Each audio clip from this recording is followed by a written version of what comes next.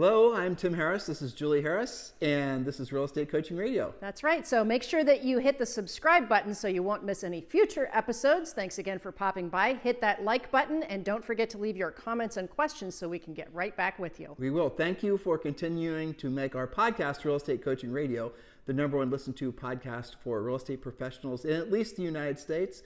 And let us know what you think about this video. Leave your comments below. Thank you.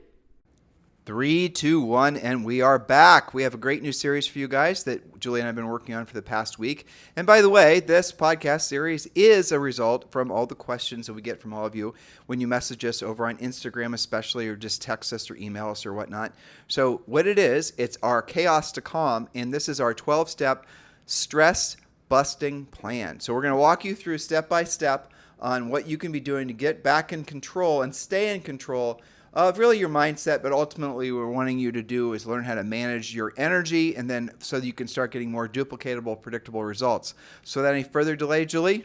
Yes, and you said it right. One of the most common questions we get from podcast listeners via your email and your texting, as well as, of course, coaching clients, is the following. It sounds something like this. I feel out of control with my time. I'm spending a ton of time chasing after scarce listings for my buyers, negotiating multiple offers on my listings, and then putting out fires on my pendings. So how can I get back into control? Really, it is a time management question that is wrapped up in a lot of stress. And you're wondering what's okay to stop doing and what must you never drop when you're feeling out of control? There's an old saying that goes like this: if you're not controlling your time, someone or something else always will. So that's why we have a 12-step action plan to turn off the stress and get you back into success. So here's what to do to temporarily let go of. Here's what to temporarily let go of versus what to keep when you're time-starved, overwhelmed, and super busy. Turn that stress into success by making great decisions and, of course, taking action on those decisions. There's a quote from Bruce Lee that he said, "It's not the daily increase, but the daily decrease. Hack away at the unessential." You know, So that's one kind of our theme. I love that too. That's an awesome quote. You know, that's something that you and I committed to at the beginning of this year. Yep. I remember you and I made a list of all the, Julie and I are big into lists, but one of the things that we realized was we are focusing on too many things. We are planning on writing a new book. We wanted to create some new products. We wanted to do all the rest of it. And then we were essentially at a point where we weren't doing the things that really mattered the most. We weren't doing them at the highest level. So we aggressively went after what we thought was important, and we got it down to 3 to 5 things, which, by the way, #1 was this podcast. Yes, indeed. And so a lot of you guys have noticed that Julie and I are spending a lot more time podcasting and really drilling down even further into the details. So much so it's probably at our detriment, because some of you guys say, I love your podcasting so much, I can't imagine what coaching is like. I just get so much from the podcast. Yeah. Well, it is important to know that this podcast, and I do appreciate the great feedback and all the 5-star reviews. It is just real estate training. And if you really want coaching where there's actually somebody working with you to help you move your business in the direction you want it to go, help you to stay focused on being of service to other people, getting your skills on, obviously making a lot more net profit. That's what coaching is all about. And we've made it super easy for you to join for free. And all you got to do, and obviously the easiest way, is just to scroll down, and in the description of today's show, whether you're on YouTube, iTunes, Spotify, does not matter where in the world, just scroll down and look at our notes, and there's a link right there you can join. Or you can just go to premiercoaching.com, and join. And you get immediate access to the first level of Premier Coaching. And yes, that does include a free semi-private coaching call with one of our Harris certified coaches. So just go to premiercoaching.com, or of course, just click the link in the show description and over on YouTube and whatnot, and you can join right away. No problem whatsoever. And thanks to the 114 of you that joined in the last 30 days. It's our pleasure and our honor to be your real estate coaches. Those of you in Premier Coaching, make sure you are not just listening to the podcast, but you're actually drilling down, and most importantly, attend your daily semi-private coaching call. Because if you love this podcast, which literally millions of you do, you're really going to love Premier Coaching. So just like I said, click the link in the description, in the bio, in the show notes, or just go to premiercoaching.com. All right, so here we are at part 1 and point number 1. As often, we have a mindset point to start out with. Mindset check. Are you really that busy, or are you just disorganized? Take a day to get real about what you're actually managing. Sometimes just dedicating a day or even 2 days. Some of my grizzled veterans that have many, many plates spinning, maybe a week, but at least a couple of days to get a grip. Maybe that's all you need. So stop telling yourself that you are, quote, overwhelmed. Instead, your affirmation is that you are surrounded by opportunity. Isn't that more accurate? Isn't that a better mindset? When you do this step first, you'll realize that your state of overwhelm is actually temporary versus allowing it to become a lifestyle. Now, let me also, this is, I think, in alignment with your mindset that you just started out with your point. In real estate, and we tell you guys this constantly on this podcast, it's super critical that you never forget this. In real estate, there's really only 5 things that you have to master. Julie's always going to say there's a 6th one, so we'll agree with that in a second. But it's proactive lead generation. It's effective pre-qualifying, very good pre-qualifying. It's presenting, it's negotiating, it's closing. And then if you, after you proactively lead generate, if you did not set the appointment, from the pre-qualifying, then you can interject furiously fast lead follow-up or lead follow-up. But in your business, I'll say those things again, proactive lead generation for listings, pre-qualifying, presenting, negotiating, and closing, and then very good lead follow-up. If you just get good at those things, you can be terrible at everything else in real estate. And I have absolutely positively mean it just as I said it, because guess what? All the other things are easily delegated. And, it's amazing, Julie. There was, 3 companies last week that were asking you and I to be involved in the development of, wait for it, listeners, wait for it, AI virtual assistants to do transaction coordination for you. And I can definitely see how this is going to be something that all of you will be wanting to use within the next 30 days or less. It's extraordinary. So what's going to happen is if it's KV Core, if it doesn't matter what your widget is if it's SkySlope or one of the other CRMs that manage your transactions, there's AI that's being developed, if not developed, which will interact with you, the customer, the title, the escrow, all the things that normally a human does, which, by the way, most of which they do in text and voicemail anyway. In email, it's all going to be done by AI, and it is going to be extraordinary. Oh, and yes, by the way, AI can even call people using a real AI voice that's indistinguishable from a real human and have real-time, without delay conversations. So again, what the point is the things that AI will not be able to take from you ever is going to be your proactive lead generation, voice-to-voice communication, actual human-to-human, I should say, communication. Human-to-human, yep. Is going to become more important than ever because AI is never going to really be that good at being able to read people that you can do without even realizing you're doing it because it happens intuitively because you're a human, right? And you have millions of years of evolution that made it so that you actually can communicate with people just off their facial expressions, their inflections in their voices and all the rest of it. Technology is a long way to go to catch up for that. But so many agents, so many humans right now in sales never have developed the ability to actually have meaningful face-to-face, belly-to-belly, or at least voice-to-voice conversations. That when you do that, you're going to have an advantage. So as everyone else thinks that their whole world is going to be run by something digital, you go the opposite direction, and that's where you'll find your most opportunity because the more people do rush to digital, the more valuable people that actually can have meaningful conversations will become.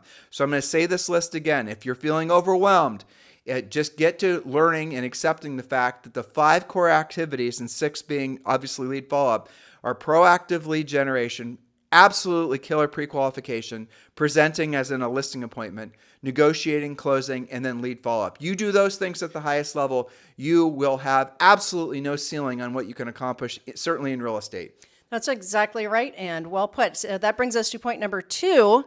Related to what you just said, proactive lead generation cannot stop. You just talked about you can hire AI, you can have a transaction coordinator do virtually everything else except for your proactive lead generation. This is also, this is also the first thing that agents drop when they get even a tiny bit busy.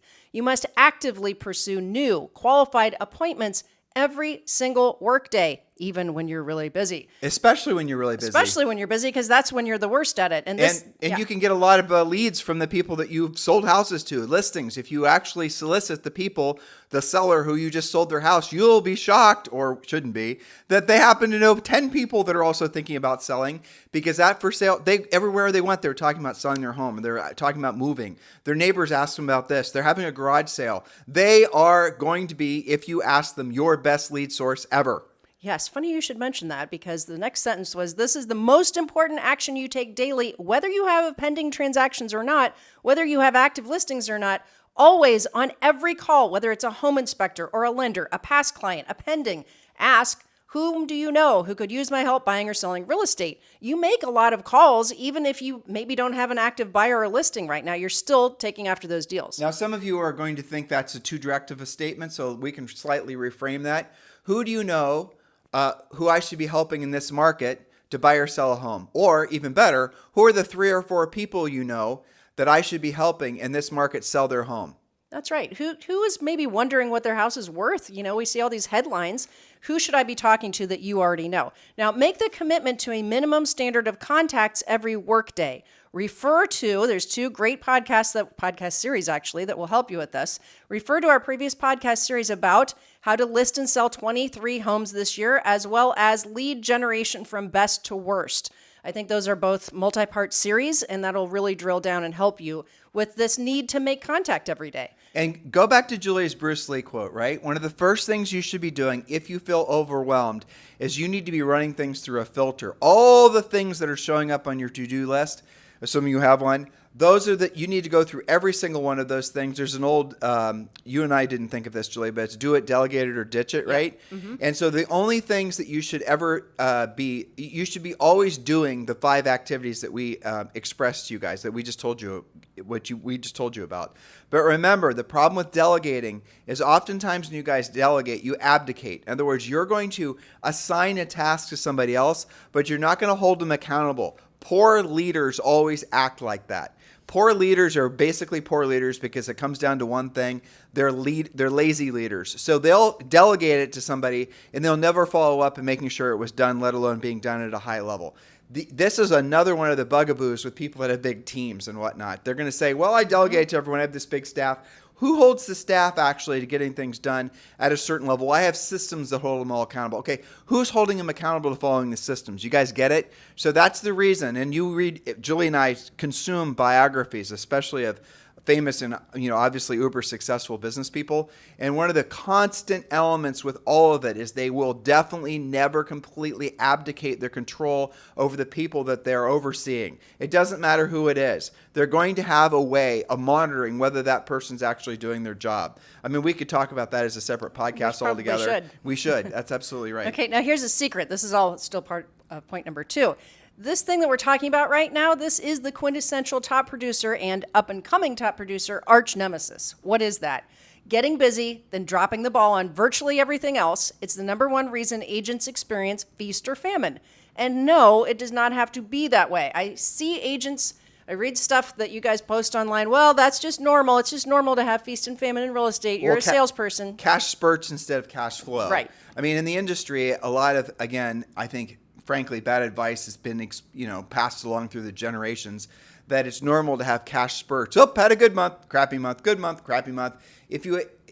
Guys, can you imagine any business operating like that, right? Now, I get it. Some businesses are more seasonal than others. That makes sense. But the reality of it is in real estate, provided you're doing what you don't want to do when you don't want to do it at the highest level every single day. Remember, Julie, at the start to Julie's second point, with regards to never stopping the proactive lead generation, as long as you stay on a steady diet of that every single day, no matter how busy you are, or busy with air quotes you are, you're always going to have a steady stream of fresh, new, potential seller leads for you. Again, we focus primarily on helping you guys get listings because frankly, when you have listings, you will have no problem finding buyers. Well, that's right. And having listing inventory does iron out a lot of those ebbs and flows.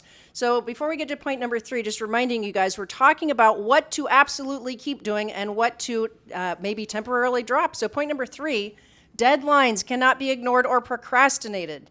This is one of those things that makes you feel overwhelmed is because you get out of control with that. You can lose a deal by losing track of time or having misunderstandings with the other side of your deal.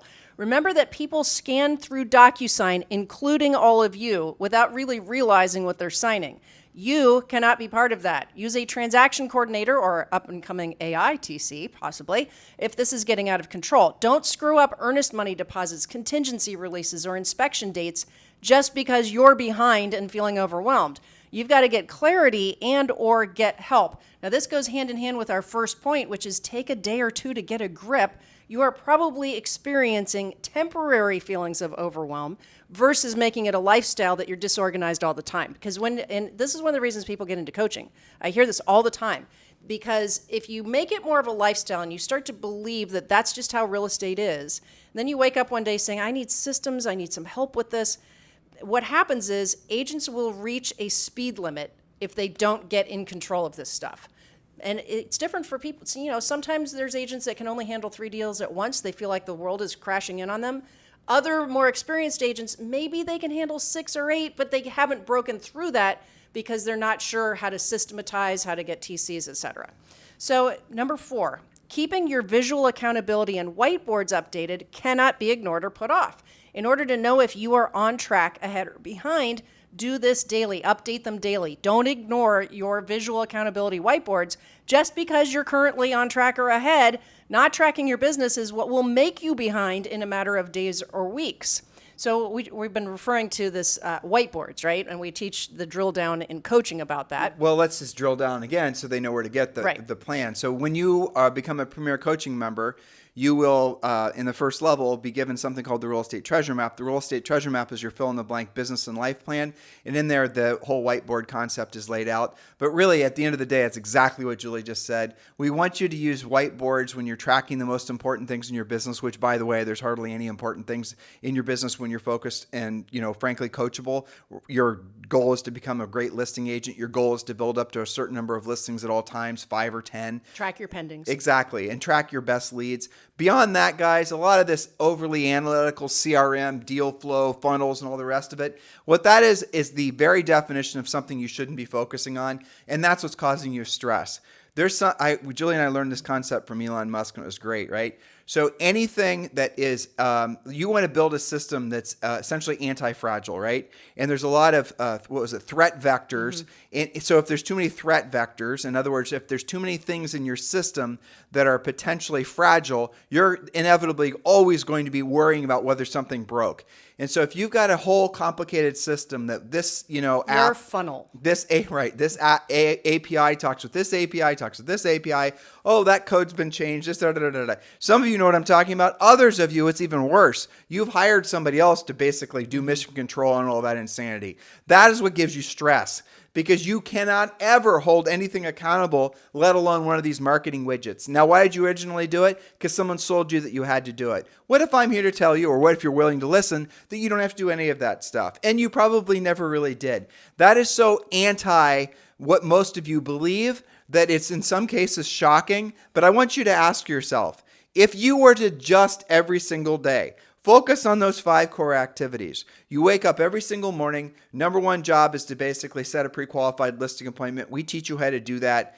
And then after that, obviously, you're going to go on the appointment maybe that you set yesterday. And let's say you're taking 90% of the listings you go on. And let's say your goal is to have 5, maybe 7 listings at all times. That's called the magic number. For those of you who aren't familiar, I'll just briefly explain it. Every single one of you have an average sale price that's going to be approaching $425,000, which is amazing, but that's the average sale price in the United States. So I think we can collectively agree that the average commission would be roughly $10,000, right? So if your average commission is $10,000 and you've got, let's say, 5 listings, then the average is, basically when one of them sells, you're going to make $10,000. If you had 5 at all times, 5 listings at all times, guys, this is your real estate business model. Sorry if it's not more complicated, but this is really how it works. If you have 5 listings at all times, and you had 2 or 3 of them go on contract at all times, not double-ending any of them, not working any buyer sides, no referral fees, nothing. You have 3 go into contract every single month, you're making $360,000 a year.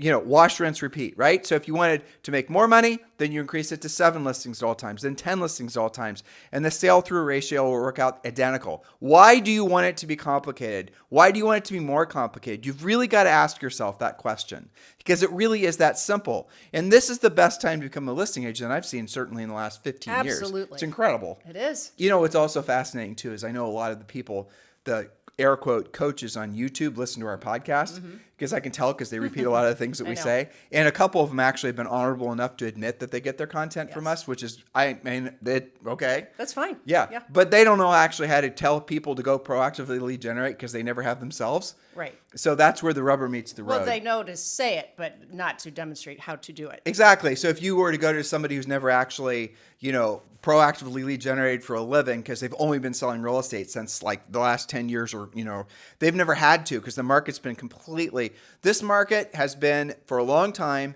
because of all the money that the Fed has been injecting into the economy through quantitative easing and all the rest of the things that now are coming somewhat unraveled. It's been like a cracked up squirrel. Yes. I mean, that's the best way to describe it. And so a house was going to sell with or without you. A buyer was going to buy with or without you. So that's the reason that everyone thought, well, I just should become a brand. It should all be about my brand and all about marketing and all about the rest of it. Well, all of that is, by the way, all of that has been, those types of trends have come and gone for decades in real estate. And they only happen during hot sellers markets because agents are stuck wondering, well, why am I making this money? You're like, why did I get that listing? Why did this happen? Why did that happen? It's because you were in the right place, said the right thing to the right person. You made an effort. You had a conversation, or somehow basically you got that lead. They were going to buy with or without you. They were going to sell with or without you. Now it takes some skill. Now you're going to have to learn how to compete. Don't struggle with the change because it's already happened, and the agents that are making all the money now a lot of them are the agents that were making the money before, especially if they've been in the business long enough that they'd lived through cycles before, like maybe the great housing crash of 07, 08. But for a vast majority of you, you've not done this before. That's the reason you need to join coaching. And that's the reason you really need to drill down and get your business and your mind around the idea that you only have to master 3 to really, 5 things in your real estate business. And there's no limit to the amount of money and the people you can help. That's right. So how do they get involved with coaching then? Well, obviously go to premiercoaching.com, premiercoaching.com, or click the link in one of the descriptions. Julie, I was wondering, and we've done this live a billion times. It is fascinating to me why the human brain, it's not just in real estate, but why people want things to be more complicated than they are. Like, you and I begrudgingly go to the gym every day. And yes, I know some of you get perverse enjoyment from our suffering on Instagram. So if you want to see those pictures, go for it. That's Julie and I doing what we don't want to do and we don't want to do at the highest level. But I've seen and heard and talked to people at the gym that want to sit around and talk about what to do and talk about all these extra little whatnots and, but they don't actually do the work. That's right. They're coming up with an elaborate strategy. Exactly. Why don't you just do the work? You know what you're supposed to do. I mean, it was yesterday. Julie and I had somebody come visit us, and he said he'd, obviously gained weight, and he said, I think I need to lose 15 pounds. I didn't say anything. Julie and I didn't say anything. And so I went on a walk with him, and it was 6 miles, and he was not having the best of times on the 6 miles. And then towards the end of he basically was delusional about this, physical situation he was in. And then he asked me for a little bit of advice on what he should do.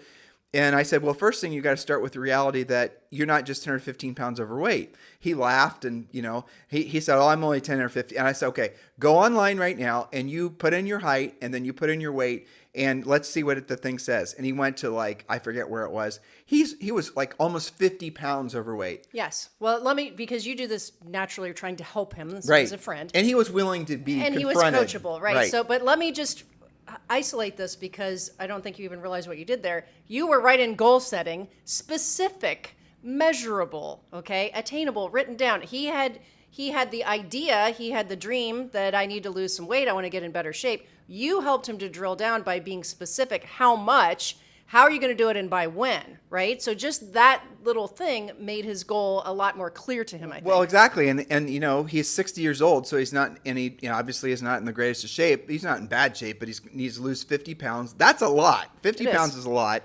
So I told him a little bit about some, obviously low carb and how we can start doing walks and all the rest of it. We created kind of a little mini plan. But your point is it was not complicated. No, that was the point. It was not complicated. Here's the point. And here's the other thing. I had to tell him this 3 times because you didn't want to hear it.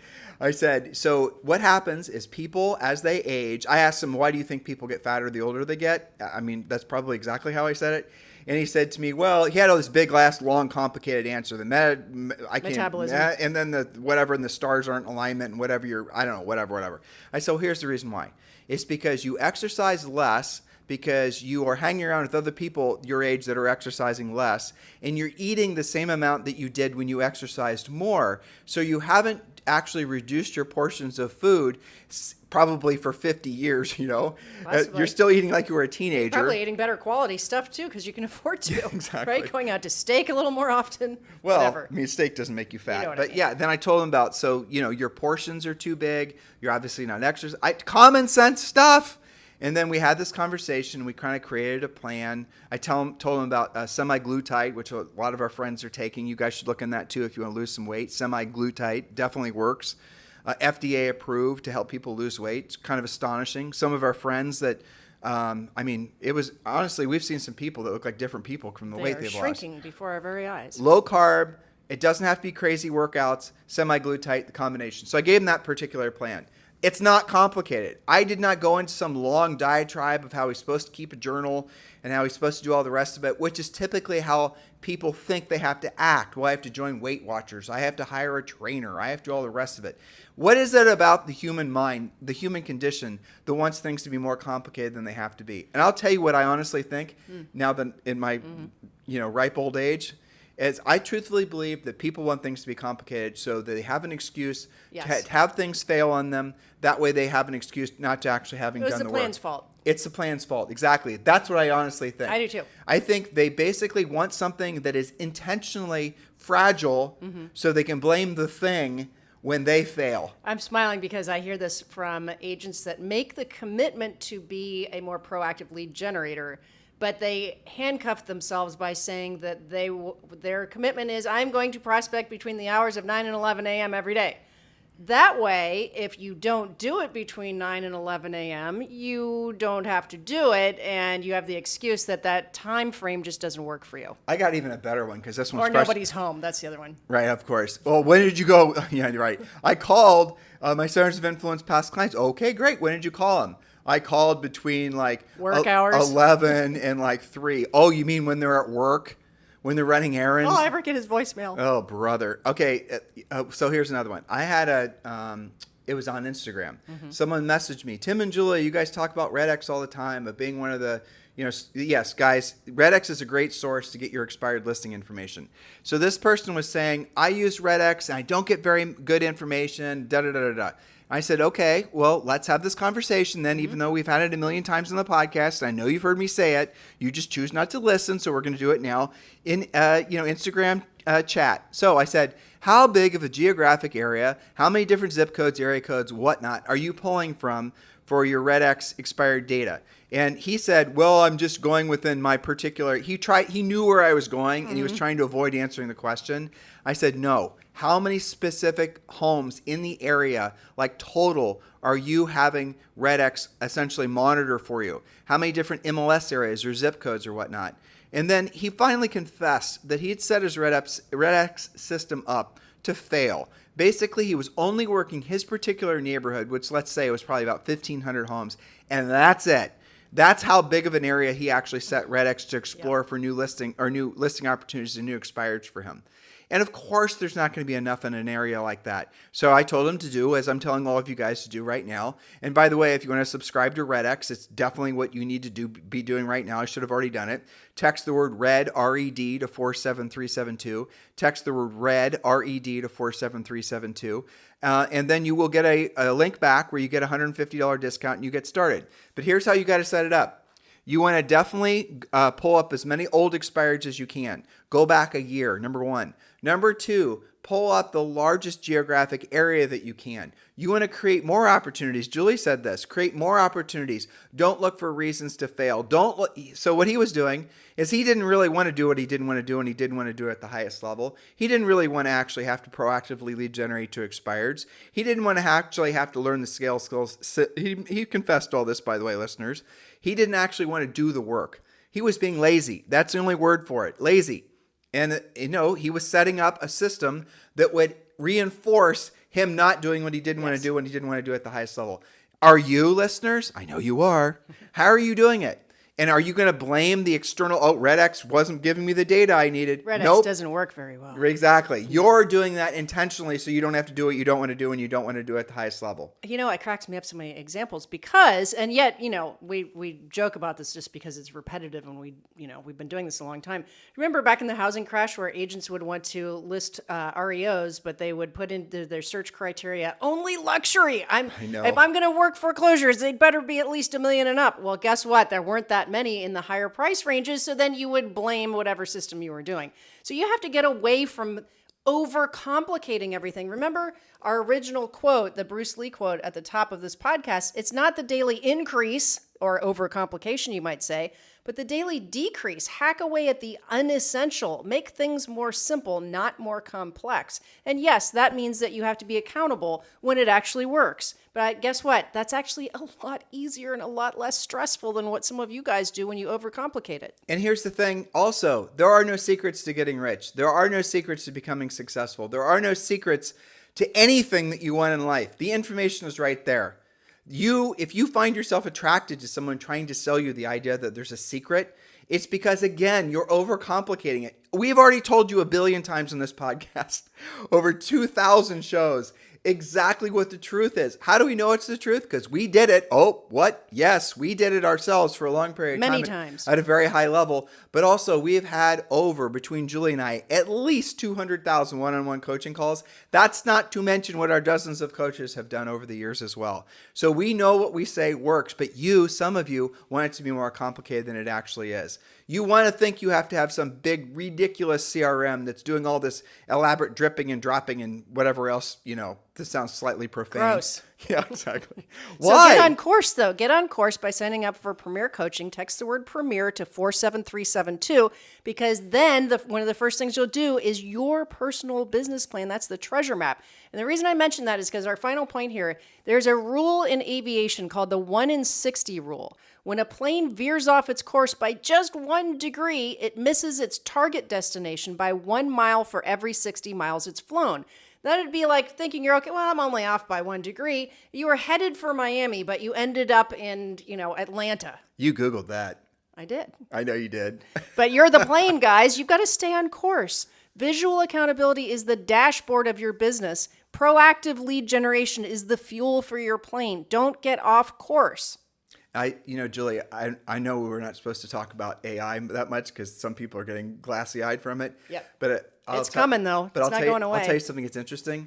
Do you remember 2 weeks ago on our podcast, and I spent a lot of time trying to figure all this out, there are AI add-ons, right? So you would have an add-on would be somebody makes a widget that's supposed to specifically work that essentially will communicate between ChatGPT-4 and then, for example, like SkySlope or something, right? So we're talking about transaction coordination.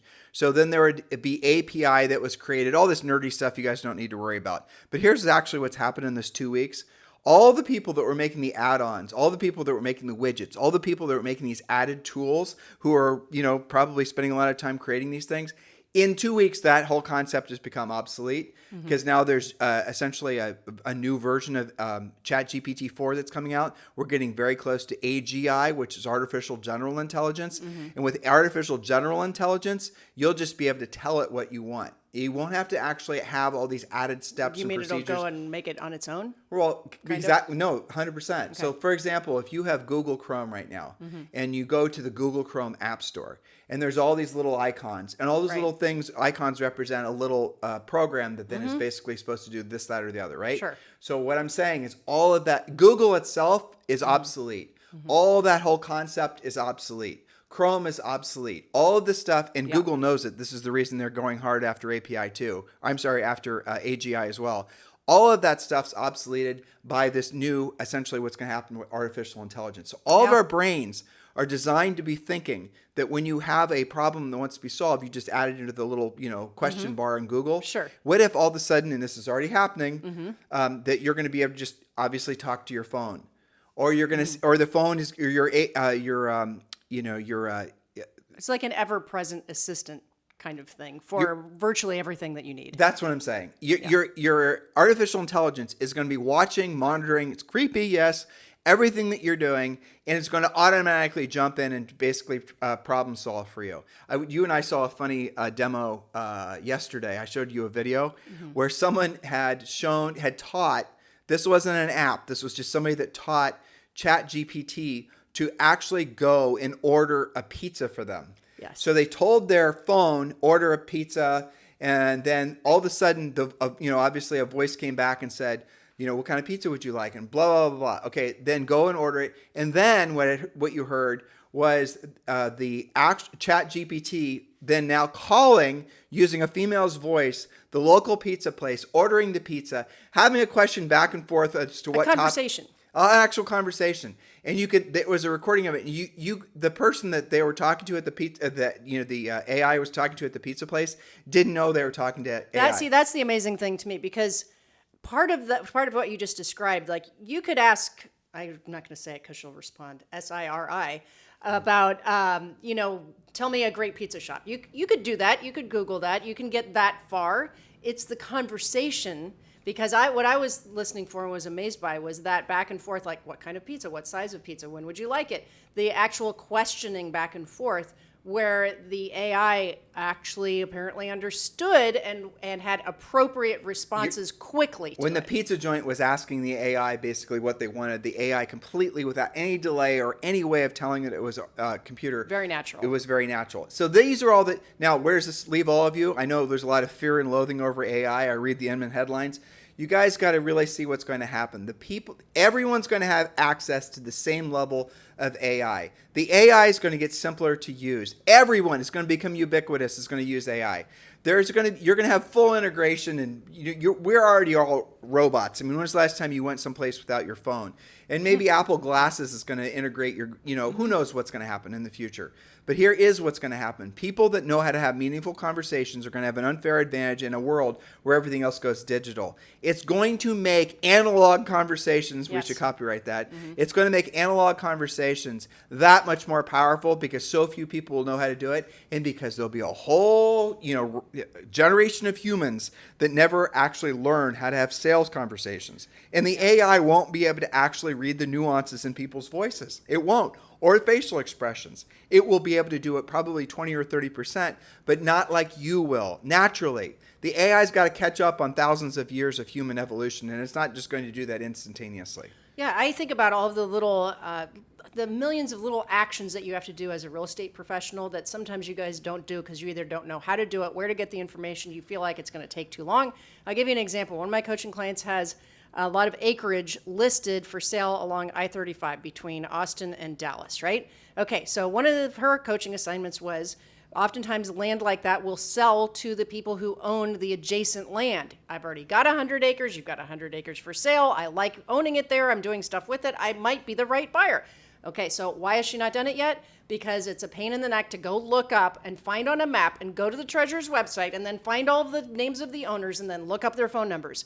She could probably just ask ChatGPT to do that for her. Okay, so since you brought that up, you can use ChatGPT right now, ready for this, to do a virtual tour of a house that you haven't even taken the pictures of, especially if the pictures were previously published online. That's interesting. You could also do a virtual flyby using essentially animated drone photography, because it has Google Earth, because it has Google Street View, because maybe there's previous tours that somebody actually had done in the past.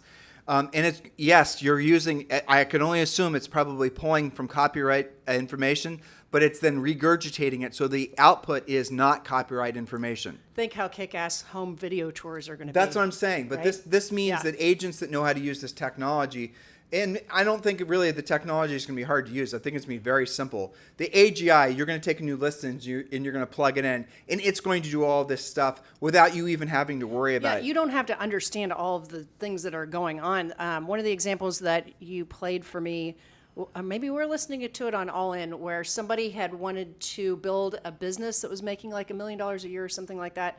And it was just like a basic idea that was presented to ChatGPT, and within a month, the business was built. It was already up and running. It was already making money. Yeah, there's a lot actually. But did that person understand all the things that were going on? No. In fact, I think it was a coder that did this, but it was like a very basic person that didn't understand all that stuff. It was somebody who went to ChatGPT-4 and said, I want to create a business and I don't want to invest any more than $100. Right. I will be your interface with, the physical world. You tell me what to do. You create the business plan. You create the marketing budget. You write the sales copy. You run the pay-per-click ads. You make the website. In other words, the ChatGPT-4 is going to do all that, and it did. Yeah, and he didn't have to do anything on that list that you just rambled off. And he only put in $100. Yeah. And I don't remember how much money it ended up basically being able to produce. But by the way, that's where the new snake oil salesmen are going to come from. And I've already I would seen imagine. it. There's a lot of people that are telling, I make $354,000 a month using ChatGPT. Liar. But that stuff is going to be snake oil salesmen always are the first ones to try to fleece the unknowing. So just be patient, because what's clearly happening is all this stuff is essentially evolving so quick. I don't like using that word, but it is seemingly evolving like an organic being. Yeah, it is very interesting. Well, so there you went. We meandered off topic like we always do. Once again, we ended up on AI. Yeah, but still, okay. I mean, I think really what they need to be understanding is one thing AI will never do is replace human-to-human contact. No. It just won't. And people that think it will, or people that try to think it will be not competitive in the marketplace for anything. They're going to plug themselves into something, and they will not probably be viable as, frankly, adults. They might just be plugged in their entire lives. There's people like that now. Yeah. I mean, go ahead. Failure to launch for life might be a thing. Yes, but why will your real estate clients continue to go to you, assuming that you have actual real conversations? Because they trust you. Think about how stressed out people get during the transaction. They want you to lead the way. They want you to say everything's going to be okay. You're actually going to close in 10 days and you're going to move in 12 and you're going to be all right. You guys getting what Julie's saying? Imagine a AI, even an AGI, being able to have a analytical / emotional conversation about with the seller about pricing their home. Right. And even if it could on the analytical end with comps, there's always going to be a little suspicion like, okay, just because AI says that, I want somebody that knows the market, boots on the ground, that knows my type of house in my neighborhood. Because AI is not going to be able to factor for human emotional intelligence. Exactly. Or in some cases, a lack of emotional intelligence, right? Anyway, guys, be excited. Don't be in any way pessimistic about what's rounding the bend. Julie and I promise you, staying on top of all this, and we're going to tell you guys, the reason that we've been wanting to do some AI pods, but the reason we haven't, is because as soon as I get done writing the damn thing, even if I have ChatGPT-4 help me write it, then guess what happens? Like, I share it with Julie and I talk about it, and then I find something that just made half my points irrelevant. So it's a moving target. We are working on that. We're going to wait for some sort of leveling off, and I think it's going to come in the, you're going to have AGI or AI virtual assistants. They're going to now be able to do everything for you, which means, yes, frankly, you're going to be able to get rid of some of the staff you've had, even if they're VAs. Yep. But, a really great VA, somebody that knows how, like Julie and I have some amazing VAs that work with us that we would never let go. They've become part of our family. But yeah, those folks are always going to have a place because they are creative types, which AI is not going to be able to really fill in the gaps between technology and human. But you'll discover. But they'll probably be using more AI. Yeah, they will. They'll be enhanced by AI. We'll be enhanced by VAs who are enhanced by AI. Yep. Right. All right. So guys, thank you for keeping this #1 listened to daily podcast for real estate professionals in at least the United States. We'll pick up tomorrow where we left off today with point number 4, I believe. Have a fantastic day. We'll talk to you on the show tomorrow. Hello, thank you for having watched this video. Please remember to subscribe to our YouTube channel. That's right, and don't forget to hit that like button, leave your comments and questions below, and we will get right back with you. Thank you for watching this video, and remember to watch the next one. You're gonna love that one.